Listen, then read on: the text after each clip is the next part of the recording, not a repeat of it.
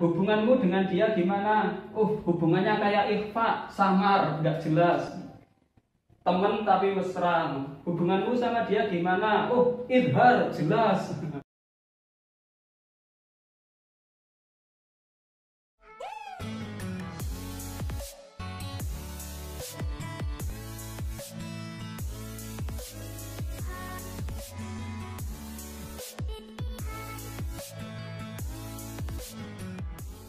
Assalamualaikum warahmatullahi wabarakatuh.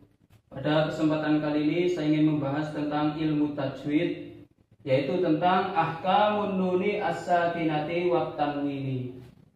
Jadi hukum-hukum nun yang dibaca sukun dan hukum tanwin.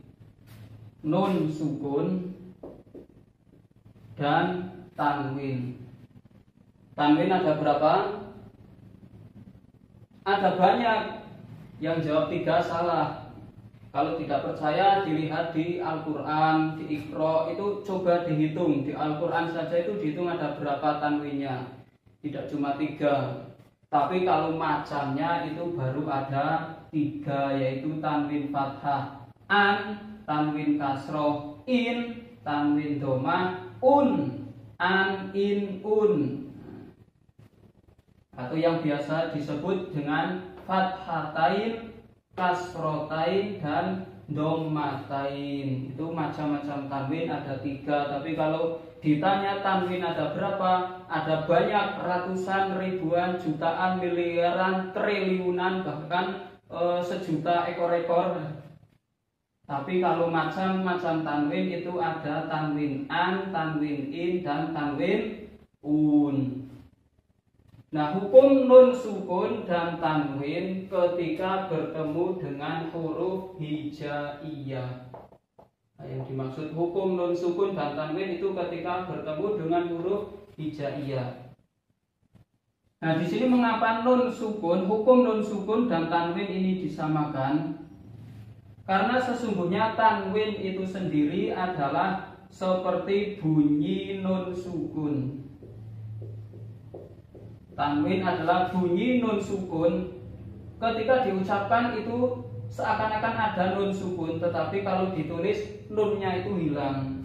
Seperti misalnya bakorun. Nah, itu kan seakan-akan ada nun sukun, bakorun. Tapi kalau ditulis nun sukunnya hilang, bakorun. Bakorun. Nah, disamakan dengan ketika tanwinnya ganti dengan nun, misalnya bakorun. Bakorun. Nah, bunyi bakorun yang dengan menggunakan tanwin dan bunyi bakorun yang menggunakan nun sukun ini kan sama. Nah, makanya hukumnya nun sukun dan tanwin itu dibuat sama.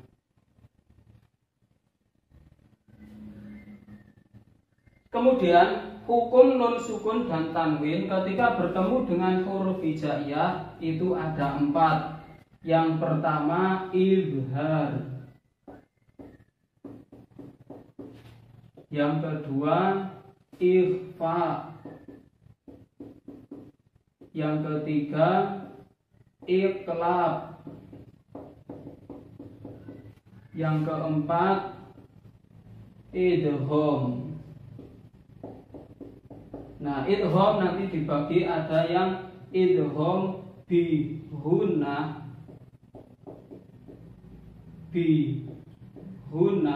dan ada idgham bila hunna. Nah, izhar itu apa? Izhar itu secara artinya jelas. Kalau ikhfa itu samar atau enggak jelas, samar atau enggak jelas. Kemudian iqlab itu mengganti dengan huruf yang lain. Kemudian idgham itu memasukkan huruf yang satu kepada huruf yang lain. Jadi izhar jelas, ikhfa samar, iqlab mengganti dengan yang lain, idgham memasukkan huruf yang satu kepada huruf yang lain.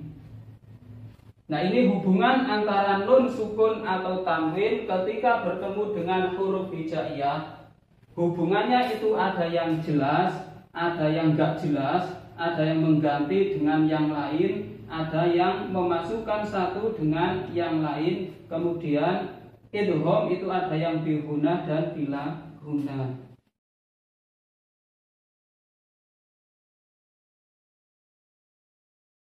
Kalau ditanya hubunganmu dengan dia gimana? Hubungannya kayak ikhfa, samar, nggak jelas.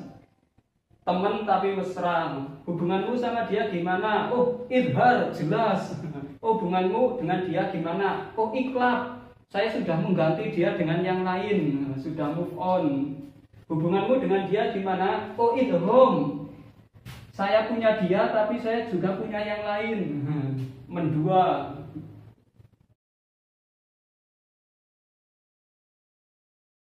Mungkin itu dulu yang dapat saya sampaikan pada kesempatan kali ini. Nanti satu persatunya akan kita bahas pada pertemuan selanjutnya. Sekian, banyak kekurangannya mohon maaf. Apabila ada yang tersinggung, salah sendiri mudah tersinggung. Sekian, wassalamualaikum warahmatullahi wabarakatuh. Terima kasih telah menonton. Jangan lupa klik tombol subscribe agar tidak ketinggalan informasi terbaru kami. Juga klik tombol like dan share agar video ini bermanfaat. Terima kasih.